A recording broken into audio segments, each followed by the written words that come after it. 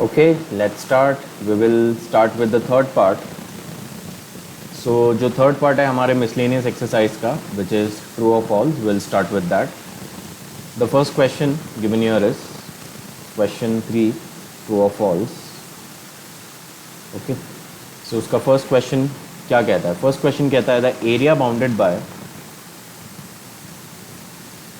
bounded by curve x equals to g of y. तो ये आपके पास कर्व दिया हुआ है x equals to g of y. ठीक है, ये कुछ इक्वेशन होगा y के टर्म्स में, x equals to पूरा y का एक इक्वेशन होगा. y axis and bounded between the lines y equals to c and y equals to d is given by this equation. क्या ये सच है? ओके, सो इंटीग्रेशन ऑफ हम लोग हमेशा x ऑफ dy करेंगे, वो बात तो सही है, बिकॉज आपका लिमिट जो है लोअर लिमिट y के टर्म्स में दिया हुआ है, अपर लिमिट भी y के टर्म्स में दिया हुआ है, तो लेफ्ट हैंड साइड करेक्ट है. राइट हैंड साइड में कुछ अलग नहीं है, c और d ही आपका लिमिट है. बस फ़र्क ये है कि x की जगह पे उसका जो इक्वेशन दिया हुआ है g ऑफ y वो सब्सटीट्यूट किया गया है. सो g of y dy, that's it. तो यस, ये इक्वेशन भी करेक्ट है. तो हमारा आंसर क्या होगा फर्स्ट क्वेश्चन के लिए? The answer is true. First question क्या होगा? ट्रू होगा. ठीक है, नीचे चलते हैं सेकंड क्वेश्चन पे. Area bounded by two curves y equals to f of x and y equals to g of x and x axis is given by this equation. तो चलिए ज़रा इसको समझते हैं. दो कर्व्स है आपके पास. Let's say y equals to f of x and y equals to g of x and x axis. How will you find the area bounded by these two curves?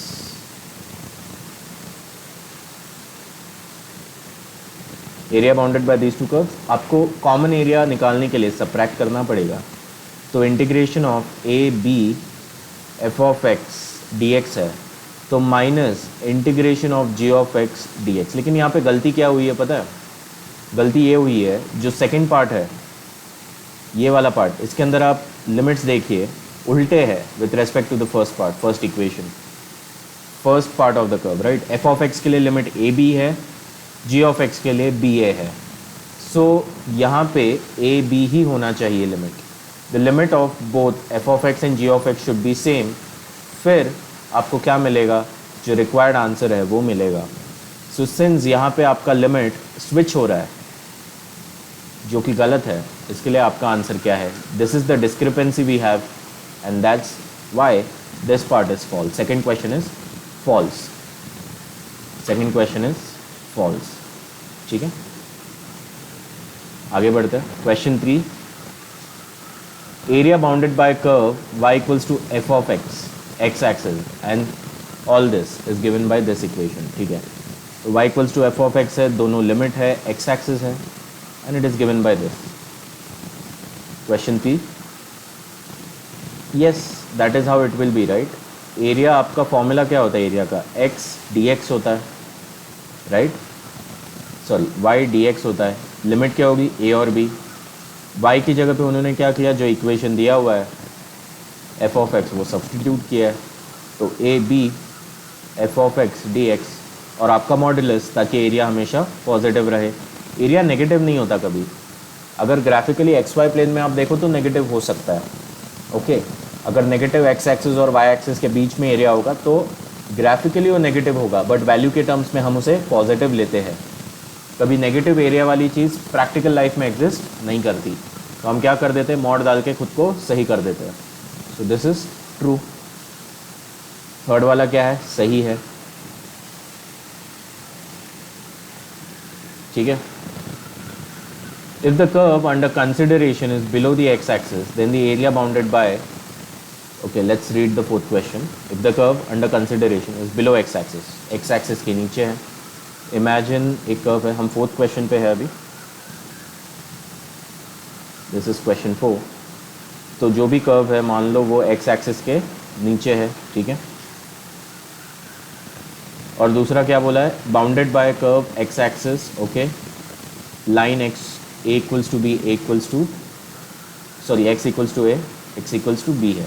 तो कुछ ये वाले एरिया की हम बात कर रहे हैं. रफली अजम्पशन है कि कर्व ऐसा होगा. क्या ये एरिया पॉजिटिव है? देखो एज आई सेड बिफोर, अगर मैं एरिया के फॉर्मूले में मॉड लगाता हूँ, ओके, एरिया के फॉर्मूला में मॉड लगाता हूँ तो मुझे क्या होगा, पॉजिटिव एरिया मिलेगा। लेकिन यहाँ पे उसके बारे में कुछ बात नहीं हुई है, बस सिंपली पूछा है कि अगर मैं एक्स एक्सिस के नीचे का एरिया निकालता हूँ विद दीज कंडीशंस, क्या ये एरिया नेगेटिव निकलेगा कि पॉजिटिव निकलेगा? नेगेटिव निकलेगा एक्चुअली। क्या ये एरिया ऑटोमेटिकली पॉजिटिव निकलेगा? नहीं, ये अंदर का जो हिस्सा होगा ना, ये आपका आएगा नेगेटिव। लेकिन जब आप एक नेगेटिव वैल्यू को मॉड में रखते हो तो आपको क्या मिलता है? पॉजिटिव मिलता है। तो एक्चुअल आंसर आपका क्या है? नेगेटिव है। इसलिए क्वेश्चन 4 जो है फॉल्स। ओके, क्वेश्चन 4 जो है क्या है? फॉल्स है। ठीक है, क्वेश्चन 5 पे चलते हैं। Area of the portion lying about the x axis is positive. Yes, it is positive, thank you, it is true. Question 5 क्या हो गया? Yes, it is true. It's a no brainer, मतलब ये आपका एक्स एक्सिस और y axis का plane है, और अगर कोई कर्व ऊपर है तो उसका एरिया हमेशा क्या आएगा? उसका एरिया हमेशा पॉजिटिव ही आएगा। एक्स एक्सिस के ऊपर होगा तो positive, lying about the x axis, all area is positive. ठीक है, so this is all about the true and false which we just solve.